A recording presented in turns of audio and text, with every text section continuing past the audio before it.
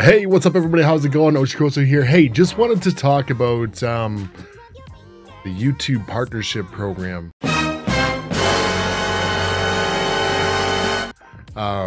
Kind of where I sit in my section is I work as an influencer with a lot of other small content creators.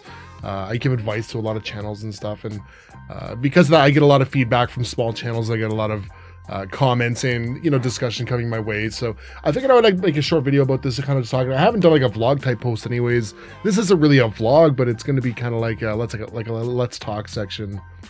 I think that's healthy. Let's talk. Let's talk.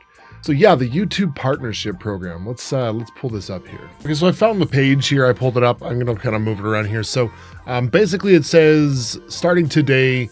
So it's gonna talk about these things. So I'm just going to kind of highlight some of these things. Starting today, eligibility for requirements for YouTube partner program, which means it basically means the ability to monetize your content, to earn advertising revenue from your content. Okay, that's what it's talking about in a nutshell. So they're saying that requirements for monetization is 4,000 hours of watch time in the past 12 months and 1,000 subscribers. Okay, so really not some huge goals, but they've arrived at these I'm sure that they have a very high-paid team of marketing executives and experts who have figured out this information, which I'm sure they're not just pulling numbers out of the fucking thin air and saying, oh, well, this is gonna screw you, and hey, how can we fuck this dude over today? And oh, I think 4,000 hours is good. My dog has a channel with like 3,000 hours, so if you can't beat my dog, they're not coming up with these numbers out of the blue. These are calculated numbers from educated people who, work for business because, I mean, that's their job, right? Me and you, we're not, I don't know about you, but I'm a high school dropout, okay? Like, I ain't got no finance education in business economics. This is not where I come from. Maybe that's your background and you're educated in that. So basically they allow you 30 days to catch up, which is really not a lot of time, but it's really, again, though these will affect a significant number of channels, 99% of those affected were making less than $100 per year. Okay, so that's less than what, $8, like $9 a month, I think. $8 a month, something like that. And then of those channels, 90% of them earned less than $2.50 a month. Okay, so if you're one of these channels, I'm not calling out to anybody. I'm not saying anything wrong against anybody for anything. It's, you want to make money on your stuff, I definitely encourage it. But if we're making less than $100 a year, $8 a month, what is the argument? Like, are we really freaking out about like $8 a month? Is that? I had people DM me yesterday, this is the straw that broke the camel's back. This is the last straw. I'm done. I'm packing up. I'm moving to Twitch. I got multiple messages saying that yesterday. Like, not just one person hitting me up out of the blue. I did not provoke it. I had people approach me, which I thought was mind-blowing.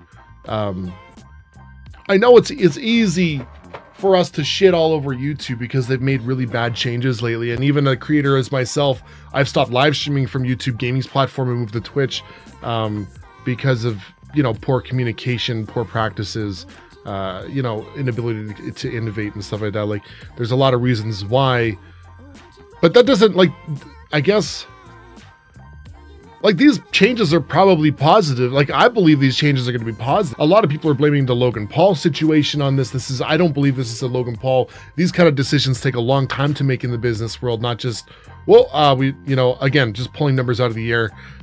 Shit, Logan Paul did something. Let's switch it up and let's, stop. We got to make a change now, yesterday.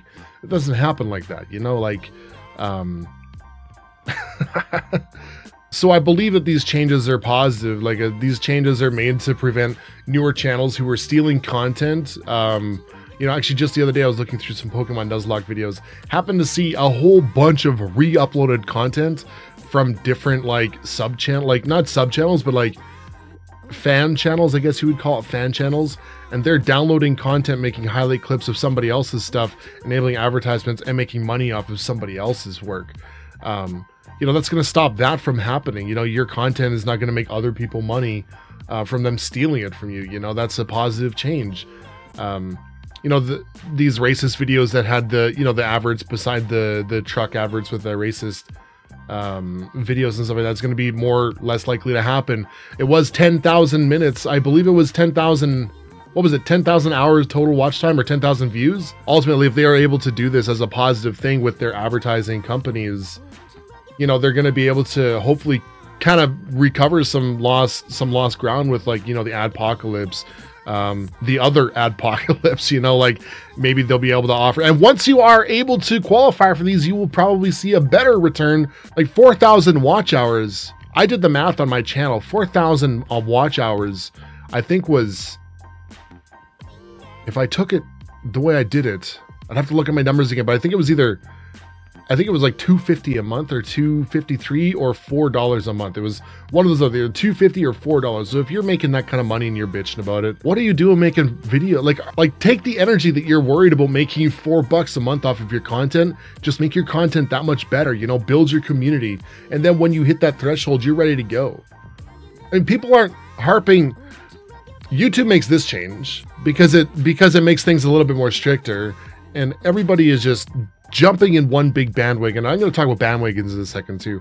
Don't get on them. Don't do that shit. But yeah, we're jumping down YouTube's throat publicly saying all this stuff, but then realistically, like, you know, Twitch has expectations too. You know, in order to be an affiliate streamer on Twitch, you need to have a certain amount of viewers, a certain amount of followers. You guys need to follow a certain set of guidelines, and they have it very explicitly written out. We should be thanking YouTube because at least this is a form of transparency to say you need 1,000 subs and 4,000 watch hours in the last 12-month period. You're good to go. Those are the requirements.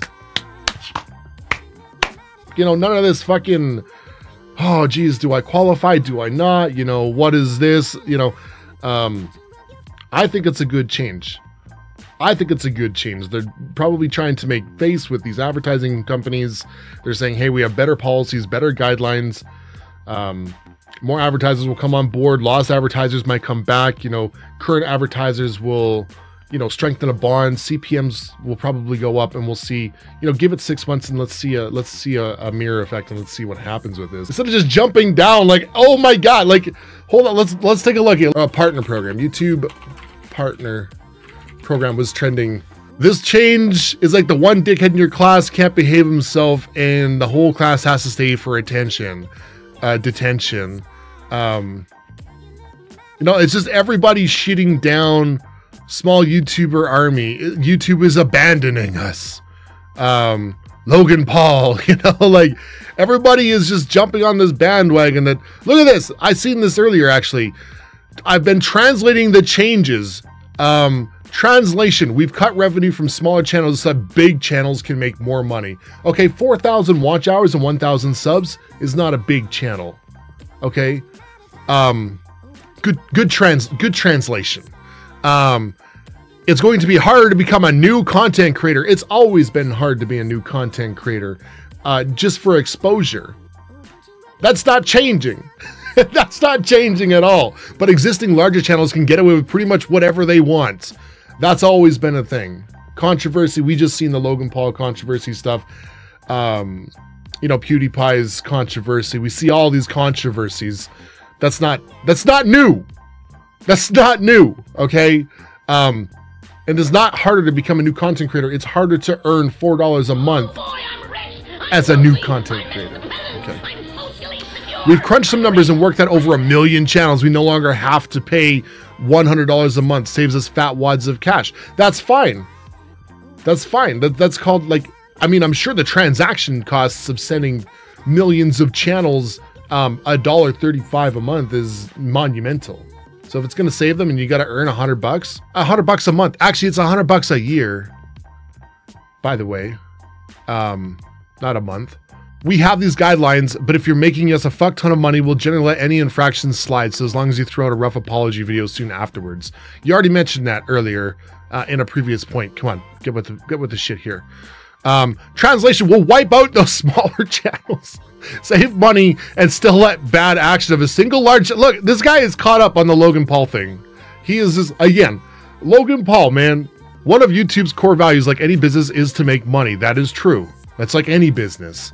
Small channels don't make us enough money, and our policies will evolve over time to ensure that channels need to become bigger and bigger, and we give the hardworking creators a slice of the pie. The Creator Academy isn't worth shit. I don't know why it's not worth shit. If you guys watch it, it's got a lot of good information in there. The Help Center is laughable. That is true. You got one point right, and the creator site isn't going to make one iota of difference. Once you hit the magic, we will change the goalposts again, meaning all your hard work. Oh, that's unfortunate. So yeah, like a lot of this shit is just like crying about this 4,000, 1,000 hours thing. It's crazy to me because a lot of people feel like, you know, like it's not hard to, well, it is hard to get there. It is hard to get there. I'm not going to say it's not, but like, you know, focus just on making really good content. Focus on making great content and then, you know, worry about making money. Because if you're bitching about $8 now, I think you're making the wrong decision as a creator. You know, like you should be doing this job because, not even a job, but you should be doing this because you enjoy it. Because it brings you happiness. Because starting out somewhere, it's not a fiscal...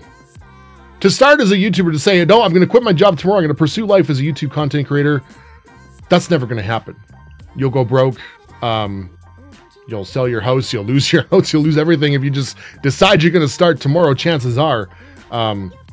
So start because you like it, not because you think you're going to be the next Pewdiepie making millions of dollars, you know? I guess that's just what I feel about. So it's really crazy to see like everybody just jumping on it. I think it's good changes, and obviously YouTube sucks at communication. We're not new to that. But yeah, one last thing. Don't jump on a bandwagon because everyone's shitting down this stuff. You know, like be objective in your thoughts. You know, think about it.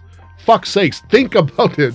Don't just freak out about something because somebody else said it. You know, look at it and see what else can come of it, not just bad. Like I said, good things will come. I'm sure of it. Okay, I'm done ranting. I feel like I've been ranting for a while. Yeah, just wanted to say, guys, let's make a discussion. Let's make a conversation. Talk about it.